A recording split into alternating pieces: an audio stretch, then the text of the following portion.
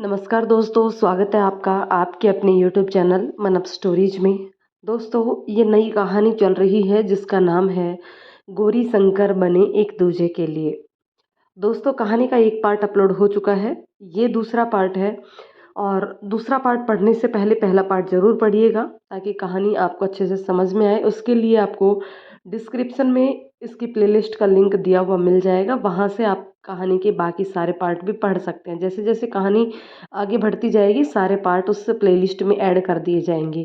तो जब भी आप कहानी पढ़ें प्लेलिस्ट में जा कर के इसके सारे पार्ट ज़रूर पढ़िए। तो चलिए दोस्तों, कहानी के इस दूसरे पार्ट को शुरू करते हैं। वो लड़का तो नौकरी भी नहीं करता, क्या खिलाएगा तुमको? और तुम्हारे सपनों का क्या होगा, कभी सोचा है?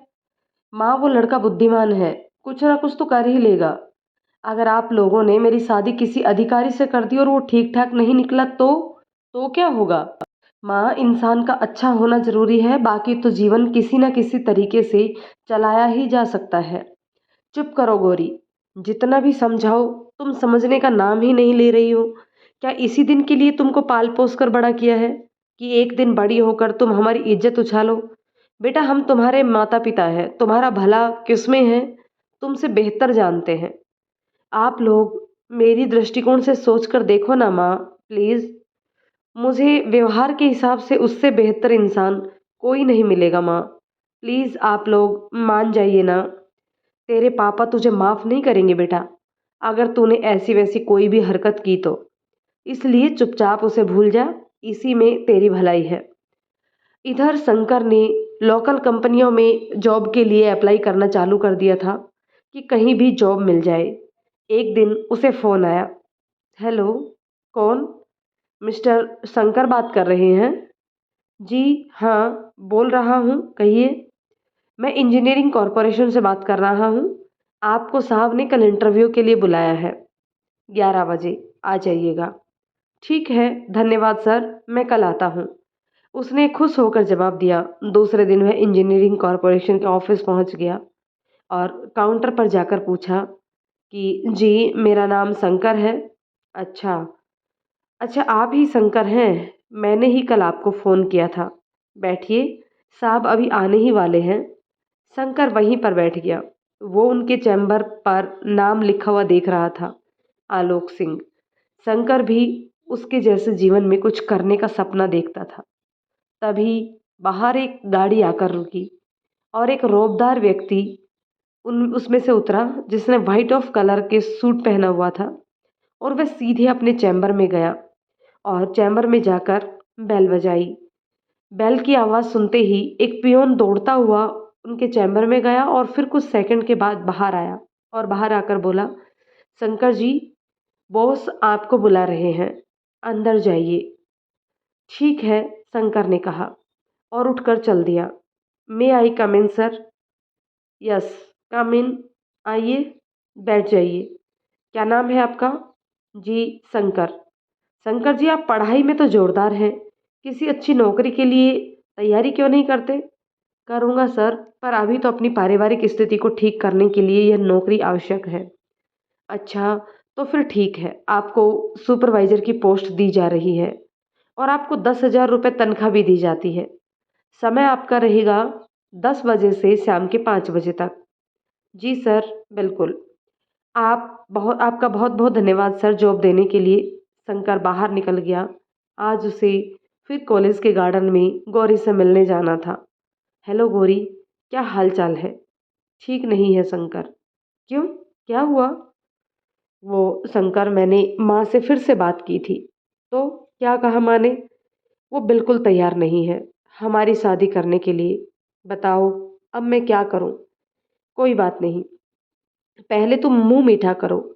आज मुझे जॉब मिल गई है। शंकर ने गौरी के मुंह में लड्डू देते हुए कहा।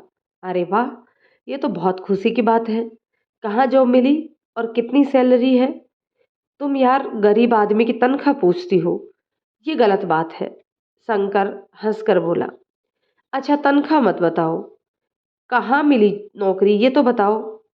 यहीं बस 8 किलोमीटर दूर ही इंजीनियरिंग कॉरपोरेशन है, वहाँ पर सुपरवाइजर की नौकरी मिली है और तनख्वाह के 10,000 रुपये। ये तो अच्छी बात है। अभी स्टार्टिंग के लिए 10,000 रुपये तो अच्छी रकम है। तो फिर कल से सामान लेकर आ जाऊं? कहाँ? शादी करने के लिए, तुम्हारे साथ रहने के लिए। तुम मजाक कर रही हो? नहीं, सीरियसली बोल रही हूँ। मैंने एक बार तय कर लिया और आ गई तो फिर वापस नहीं जाऊंगी। फिर तुमको मुझसे शादी करनी ही पड़ेगी। कोई डाउट है तो सोच लो फिर से। अरे, अब क्या सोचना? अब तो मेरे पास नौकरी भी है। तुम चाहो तो फिर से विचार कर लो। शायद मैं तुम्हारे लायक नहीं हूँ। मैंने सोच लिया है, मेरा फैसला अटल है। मैं कल ही आ जाऊंगी, तुम शादी की अरेंजमेंट कर लो। चलो ठीक है, आ जाओ। हमारे घर के पास ही एक मंदिर है, मैं वहाँ सभी अरेंजमेंट कर लूंगा। ठीक है, मैं चलती हूँ। दूसरे दिन गौरी चुपचाप, बिना किसी को भी बताए, घर से निकली और शंकर के घर के पास मंदिर में पहुंच गई। गौरी ने देखा वहां कोई अरेंजमेंट नहीं था। वह एकदम से टेंशन में आ गई कि यह क्या हुआ। शंकर ने उसे कहा था कि वह सारा अरेंजमेंट कर लेगा। यहाँ तो किसी तरीके का कोई भी अरेंजमेंट नहीं है। गौरी घबरा गई और वह तुरंत वहां से शंकर के घर आई। शंकर के परिवार ने उसका स्वागत किया। शंकर की माँ ने कहा, आओ बेटी। शंकर उस वक्त घर पर नहीं था, वह जॉब पर गया हुआ था। गौरी ने शंकर की माँ से पूछा, आंटी शंकर कहाँ है? बेटा, शंकर की जॉब लग गई है, तुम्हें तो बता ही दिया होगा। आज उसका जॉब का पहला दिन था, तो वह सुबह 9 बजे ही घर से चला गया। वैसे ये बैग, तुम कहीं जा रही थी क्या? आंटी, आपको शंकर ने कुछ बताया नहीं? नहीं बेटा, किस बारे में? तुम्हारा कहीं जाने का प्लान है क्या? फिर थोड़ी देर सोचते हुए, कहीं तुम दोनों भागने वाले तो नहीं हो ना? नहीं आंटी, हम कहीं जाने या भागने वाले नहीं थे।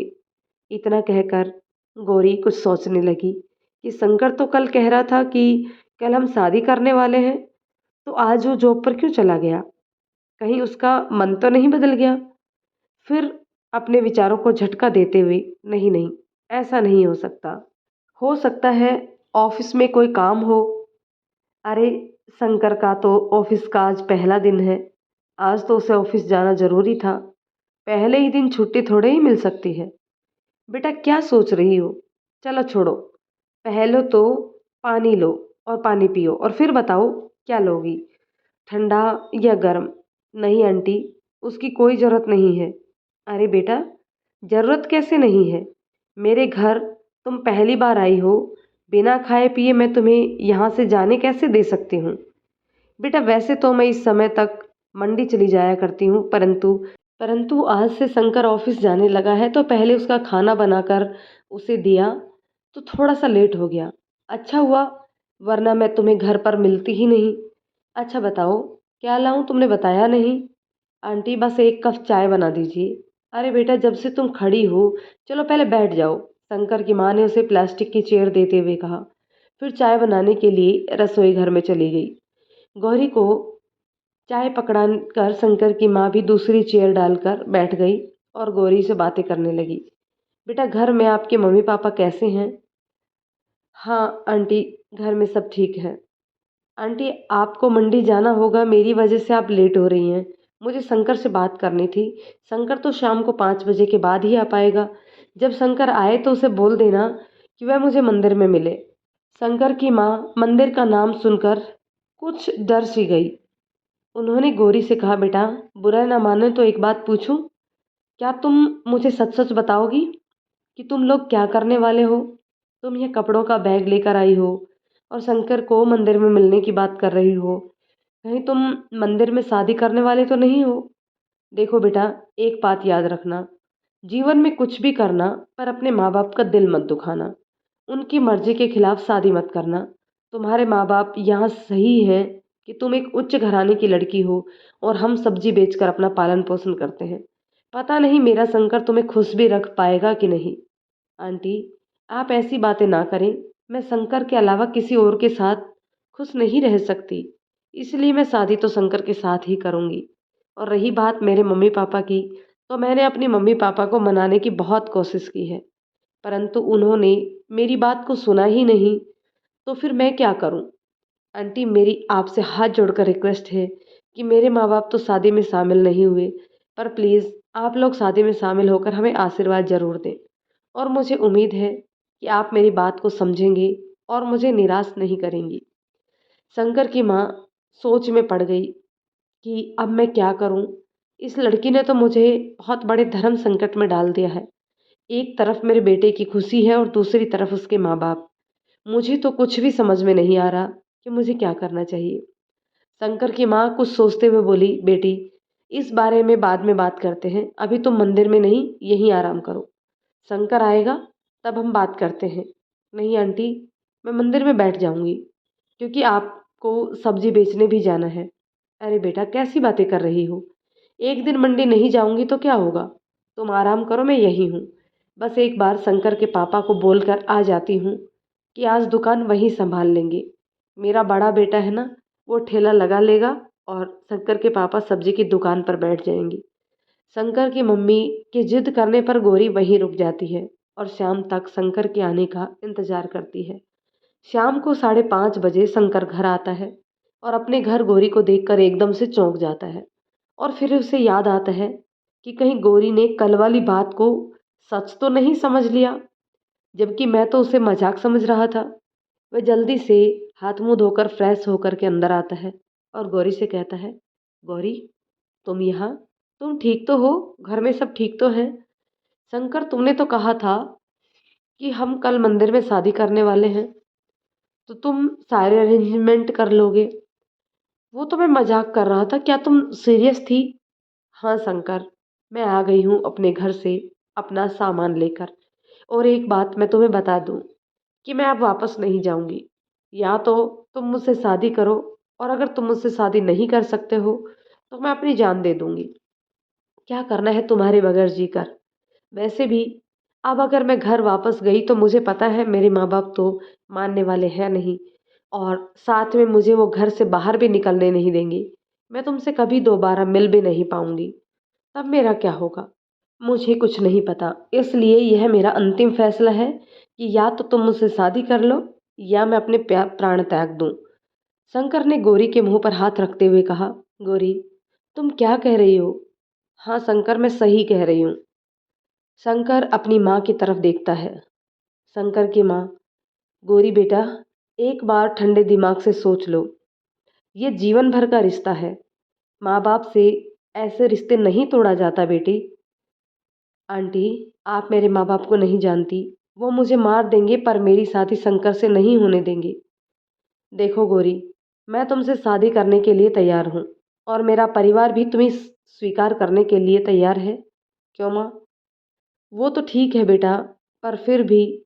नहीं माँ, मैं भाई के साथ जाकर मंदिर में सारी तैयारियां करता हूँ। जब तक आप और पापा गौरी को तैयार करके ले आना। इतना कहकर शंकर अपने भाई को बुलाने मंडी से होते हुए मंदिर की तरफ निकल पड़ता है। इधर गौरी की माँ स्कूल से वापस आई तो देखा गौरी घर पर नहीं है। उसने सोचा हो सकता है इधर उधर किसी सहेली के घर गई होगी। परंतु जब गौरी 6 बजे तक घर नहीं आई तो गौरी की माँ पुष्पा जी ने इधर उधर पूछा, परंतु गौरी कहीं नहीं मिली। तो पुष्पा देवी को चिंता होने लगी कि आखिर गौरी कहाँ चली गई। तभी उसे एकदम से याद आया कि कहीं गौरी शंकर से मिलने तो नहीं चली गई है। तो पुष्पा देवी ने अपने पति आहूजा जी को फोन किया। आहूजा जी पुष्पा जी की बात सुनकर तुरंत घर के लिए निकल पड़े। शंकर मंदिर के सारे अरेंजमेंट करके गौरी की प्रतीक्षा करने लगा। गौरी के पिताजी भी घर पर पहुंच गए। शंकर की माँ बोली, सीधे मंदिर में ही चलो, पंडित जी भी आ गए होंगे। ठीक है पिताजी, चलिए सीधे मंदिर चलते हैं। गौरी और शंकर का पूरा परिवार मंदिर में पहुंच चुका था। आओ गौरी, कहकर शंकर ने उसका हाथ पकड़ा। आज से ये हाथ मैं जीवन भर नहीं छोड़ूंगा। पंडित जी प्रारंभ कीजिए। पंडित जी ने विवाह के मंत्र चालू कर दिए। जैसे ही फेरे खत्म हुए, मंदिर के बाहर एक गाड़ी आकर रुकी। गौरी समझ गई कि उसके मम्मी पापा आ गए होंगे। उसके पापा तेजी से गाड़ी से उतरकर बाहर निकले और मंदिर में पहुंचे। बदतमीज, इतना मना करने के बाद भी तुझे समझ में नहीं आया? हमारी इज्जत बिगाड़ने पर तुली है। गौरी के पापा ने गौरी का हाथ पकड़कर खींचते हुए एक जोरदार तमाचा लगाते हुए कहा, माफ कीजिएगा सर, अब गौरी मेरी पत्नी है। शंकर बीच में बोला, गौरी के पापा आगे बढ़े और तड़ाक से एक झापट शंकर को भी मार दिए। ये सब तुम्हारी वजह से हुआ है मूर्ख लड़के। खूब जानता हूँ मैं तुम जैसे फटीचरों को। बड़े घर की लड़की देखी नहीं और उस पर डोरे डालना शुरू कर देते हो। खुद तो कमाया जाता नहीं है और सोचते हो बड़े घर की बेटी आ गई है तो सारी उम्र तुम्हारा पेट भरती रहेगी। पिताजी चिल्लाए। पापा, आप उसको क्यों मार रहे हैं? गलती मेरी है। मैंने शंकर से प्यार किया है और मैंने ही उससे शादी करने की जिद की है, उसने नहीं। उसने तो मुझे बहुत मना किया था कि मैं आप लोगों के खिलाफ जाकर शादी ना करूं, परंतु मैं क्या करती? आप लोग कुछ सुनने को तैयार ही नहीं हैं, ना ही मेरी भावनाओं को समझते हैं। यही वजह से मैंने शंकर से शादी करने के लिए इसे मनाया है। गौरी भी साथ में चिल्लाई। शंकर एकदम चुप था। चुप कर लड़की, या तो अभी वापस चल या फिर जिंदगी भर अपनी शक्ल मत दिखाना। समझ लेना कि हम लोग तेरे लिए मर गए हैं। अब तक बाप की कमाई पर ऐश की है, अब देखूंगा यह फटीचर तुझे ठीक से खाना भी खिला पाएगा क्या। यह 4 दिन का खुमार है। जब यह उतर जाएगा ना, तब तुझे यह बाप की याद आएगा। क्योंकि प्यार से पेट नहीं भरता, पेट भरने के लिए पैसों की जरूरत होती है। जो ये फटीचर तुझसे भी ऐंठ लेना चाहता है, इसके पास तो पेट भरने को भी नहीं है। भाई साहब, ये आप क्या कह रहे हैं? जब गोरी बिटिया हमारे घर की बहू बन गई है तो वह हमारी जिम्मेदारी है। हम उसे आपके घर खाने या पैसे मांगने के लिए नहीं भेजेंगे। और रही बात प्यार की, तो गौरी बिटिया इतनी समझदार है कि उसने जो भी फैसला लिया होगा वह सोच समझ कर ही लिया होगा। और भाई साहब, आप धैर्य से काम लीजिए। हम पूरी कोशिश करेंगे कि आपकी बेटी को हमारे घर में कोई परेशानी ना हो। आप तो चुप ही रहिए। गली गली घूमकर सब्जी बेचते हो और बहू तुम्हें अमीर घर की चाहिए। अरे जितने रुपये की तुम सब्जी बेचते हो ना, इतने रुपए से ज़्यादा तो मेरे नौकर की तनख्वाह है। पापा प्लीज़, आप इनके साथ ऐसे बात मत कीजिए। पापा, पापा प्लीज़ मान जाओ ना। गोरी रोते हुए पापा के पैरों में गिर गई। मर गया तेरा बाप तेरे लिए। तुझे अपने बाप से ज़्यादा इन फटीचरों की चिंता है। इतना कहकर उसके पापा पीछे पलटे और बोले, चलो अब यहाँ से। उसने हमें कहीं का नहीं छोड़ा। मर गई है वो हमारे लिए। वो बोले और गाड़ी में बैठकर निकल गए। गोरी वहीं जमीन में बैठकर रोने लगी। चुप हो जाओ गोरी। ये सभी माता पिता का स्वाभाविक दुख होता है। उन्होंने तुमको जन्म दिया है, तकलीफ तो होगी ही। आखिर तुमने उनकी मर्जी के विरुद्ध शादी की है। शंकर बोला। गोरी आश्चर्यचकित थी।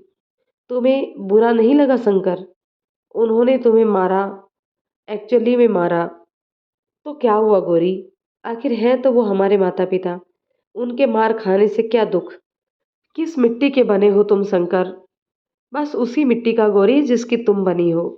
तुमने भी बड़ी हिम्मत दिखाई है। शंकर बोला। गौरी और शंकर ने शंकर के माता पिता के चरण छूकर उसका आशीर्वाद लिया। मुझे घर ले चलो शंकर, मैं बहुत ज़्यादा थक गई हूँ। मुझे थोड़ा आराम करना है। शंकर की माँ जल्दी से घर गई और नई नवेली दुल्हन के गृह प्रवेश की तैयारियां करने लगी। शंकर गौरी को घर ले आया। घर के दरवाजे पर शंकर की माँ ने दोनों की आरती उतारी, दोनों का गृह प्रवेश करवाया। कुछ थोड़ी बहुत पूजा अर्चना करने के बाद गौरी को सोने के लिए भेज दिया। गौरी कमरे में आई तो वहां पर एक ही चारपाई थी। उसे देखकर गौरी सोचने लगी, इस छोटी सी चारपाई पर हम दो लोग कैसे सो पाएंगे। यही सोचते सोचते उसे याद आया कि उसका वो बैग कहाँ है जो वो घर से लेकर आई थी। उसमें ही उसके कपड़े थे। गौरी कमरे से बाहर निकल रही थी कि तभी सामने से शंकर की माँ हाथ में 2 बैग लेकर आई। बेटा कहाँ जा रही हो?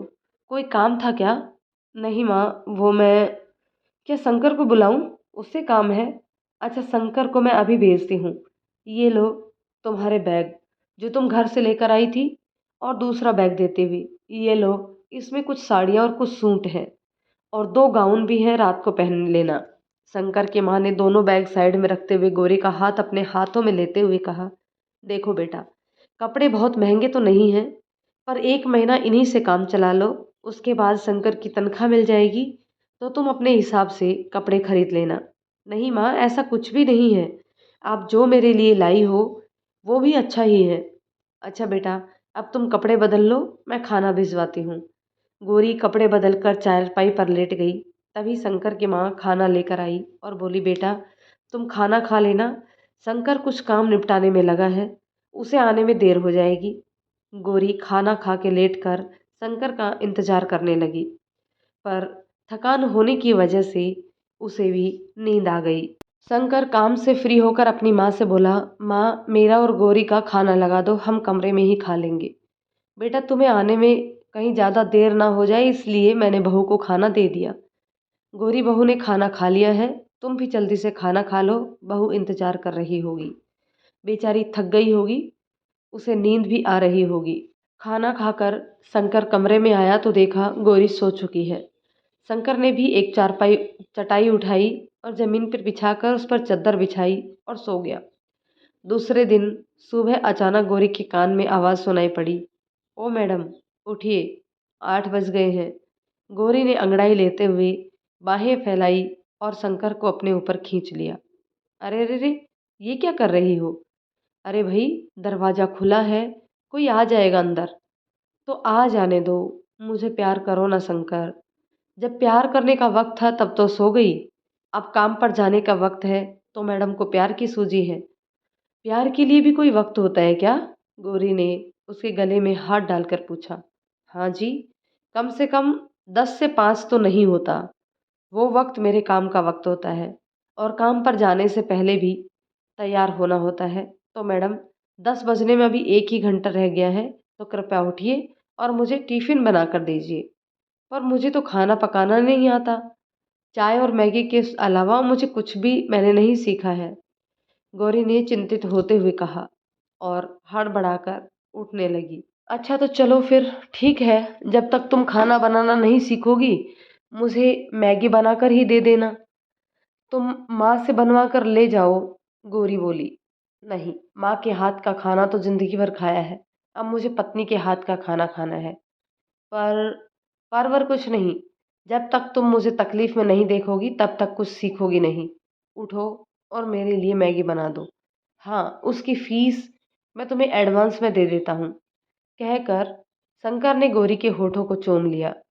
गौरी जैसे ही रसोई में गई तो उसने देखा कि शंकर की माँ चूल्हे पर खाना बना रही है। गौरी ने देखा रसोई घर में गैस नहीं है। अब वो सोचने लगी, बिना गैस के मैं खाना कैसे बनाना सीखूंगी। गौरी को रसोई में देखकर शंकर की माँ ने कहा, बेटा खाना बनने वाला है तो मैं तुम्हारे कमरे में ही लाकर खाना दे दूंगी। नहीं माँ, मैं शंकर के लिए खाना। हाँ बेटा, तुम ऐसा करो, शंकर के लिए टिफिन पैक कर दो। सब्जी गौरी की तरफ देते हुए, ये लो सब्जी डाल दो और रोटी इसमें से रख देना। गौरी असमंजस में पड़ गई कि मैं क्या करूं, शंकर ने तो मुझे मैगी बनाकर डालने को कहा है और माँ कह रही है कि खाना डाल दूं। किसकी बात मानूं? किसी एक को तो नाराज करना ही होगा। माँ, मैं 2 मिनट में आई, कहकर गौरी अपने कमरे में आई। वहाँ शंकर तैयार हो रहा था। गौरी ने आकर शंकर से कहा, शंकर, माँ ने खाना बना दिया है और माँ कह रही है कि खाना आपके टिफ़िन में पैक कर दूँ, और रसोई में तो गैस भी नहीं है, मुझे चूल्हा जलाना नहीं आता। चलो ठीक है, आज तो माँ का बनाया खाना डाल दो, पर कोशिश करना कि कल तुम मैगी बना दो। ठीक है शंकर, आज दिन में मैं माँ से चूल्हा जलाना सीख लूँगी, कल पक्का आपके लिए मैगी बना कर दूँगी। 9:30 बजे शंकर टिफ़िन लेकर ऑफिस के लिए निकल गया और शंकर की माँ सब्जी कैरेट में भरकर मंडी जाने की तैयारी करने लगी। गौरी ने भी माँ की मदद करी तो माँ ने कहा, गौरी बिटिया, कल ही तो तुम्हारी शादी हुई है, अभी तुम आराम करो, ये सब मैं कर लूँगी। नहीं माँ, दिन भर मैं फ्री ही रहूँगी, तब आराम ही करना है, अब तो मुझे आपकी मदद करने दो। माँ जाने लगी तो शंकर के बड़े भाई ने कहा, माँ आज आप रहने दो, गौरी घर पर अकेली रहेगी तो उसे अच्छा नहीं लगेगा। हाँ ये बात तो सही है बेटा, ऐसा कर, मैं एक बार दुकान में सब्जी रखवा कर आ जाऊंगी, फिर तू संभाल लेना। दिन में दोनों सास बहू बातें करते रही, परंतु गौरी थोड़ी परेशान थी। उसने तो सोचा था कि जब घर में कोई नहीं होगा तब चूल्हा जलाना सीख लेगी, पर माँ के सामने कैसे? माँ तो उसे चूल्हे के पास भी नहीं जाने देगी। गौरी को परेशान देखकर शंकर की माँ ने पूछा, बेटा हमारा घर तो बहुत छोटा है, आपका घर तो बहुत बड़ा होगा। लगता है आपको कोई परेशानी हो रही है। बेटा तुम मुझे बता सकती हो। अगर मैं उसे दूर कर सकी तो जरूर कोशिश करूंगी। नहीं माँ, परेशानी कोई नहीं है, पर मुझे चूल्हा जलाना नहीं आता।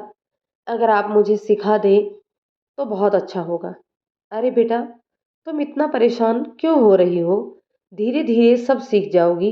अभी तो तुम्हारी शादी हुई है, साल 2 साल में तुम सब कुछ सीख जाओगी। हाँ वह तो सही है, पर मुझे चूल्हा जलाना सीखना है। मैं शंकर के लिए मैगी बनाना चाहती हूँ। शंकर की माँ मुस्कुराते हुए बोली, अच्छा तो ये बात है, तो चल तुझे अभी चूल्हा जलाना सिखा देती हूँ। अगले दिन गौरी ने मैगी बनाकर टिफिन में डाल दी और शंकर काम के लिए निकल गया। गौरी चूल्हे पर मैगी बनाकर तो खुश हो गई, पर दिन भर गौरी को ये बात कचोटती रही कि मेरी वजह से आज शंकर दिन भर सिर्फ मैगी के सहारे ही रहेगा। जैसे ही शंकर शाम को आया, गौरी बेडरूम में गई और रोने लगी। क्या हुआ गौरी? ऐसी भी क्या जिद है तुम्हारी? खाना लेकर नहीं जा सकते थे? माँ ने तो बनाया ही था ना। दिन भर मैं गिल्टी फील करती रही, पर तुम्हें किसने कहा कि मैं असंतुष्ट हूँ? मैंने तो बड़े मज़े से मैगी खाई। तुम कल फिर दोगी तो मैं फिर मज़े से खाऊंगा। मतलब तुम मानोगे नहीं। किस बात के लिए? वही खाना ले जाने के लिए। तुम बना कर दो, मैं ले जाऊंगा। ठीक है, तुम ऐसा ही चाहते हो तो मैं कल तुम्हारे लिए रोटी सब्जी बनाऊंगी। माँ से पूछ पूछ कर बनाऊंगी। अब जैसी भी बने, कच्ची हो चाहे जली हो, जी भर कर खाना, तभी तुम्हें पता चलेगा। क्या पता चलेगा? शंकर ने मुस्कुरा कर कहा, यही कि जिद करने का फल कैसा होता है। मीठा फल होता है, और क्या। अरे मेरी बीवी खाना बनाएगी तो भला मुझे क्यों पसंद नहीं आएगा? तुम्हारे हाथ की कच्ची रोटी भी बड़े चाव से खाऊंगा। कभी शिकायत नहीं करूंगा, चिंता मत करो। यह कहकर उसने गौरी को सीने से लगा लिया। दूसरे दिन वह उठकर शंकर के लिए खाना बनाने लगी। टिफिन में डालकर उसे खाना दे दिया। बाद में उसने खुद खाना खाकर देखा तो वो बिल्कुल भी खाने लायक नहीं था। उसे फिर से अफसोस हुआ, लेकिन शाम को जब शंकर घर लौटा तो बेहद खुश था। मुझे मालूम है खाना कितना खराब बना था, गौरी बोली, लेकिन मुझे तो पता ही नहीं चला, क्योंकि इसमें तुम्हारा प्यार मिला था। बस इसी तरह तुम खाने में प्यार डालकर खिलाती रहोगी ना, तो मैं फूल कर मोटा हो जाऊंगा। शंकर ने मुस्कुराते हुए कहा, ठीक है, मैं धीरे धीरे सब सीख जाऊंगी। Okay madam. और क्या क्या किया दिन भर? तो दोस्तों कहानी के इस पार्ट को यहीं रोकते हैं, मिलते हैं नेक्स्ट पार्ट में, जानेंगे कि कैसे गौरी और शंकर का जीवन आगे चलता है। कहानी आपको कैसी लग रही है कमेंट करके ज़रूर बताइएगा। यदि कहानी पसंद आ जाती है तो इसे लाइक शेयर करें, और यदि आप चैनल पर नए हैं तो प्लीज़ चैनल को सब्सक्राइब करके बेल आइकन दबा लें, ताकि अगले पार्ट का नोटिफिकेशन आप तक पहुंच जाए। धन्यवाद दोस्तों।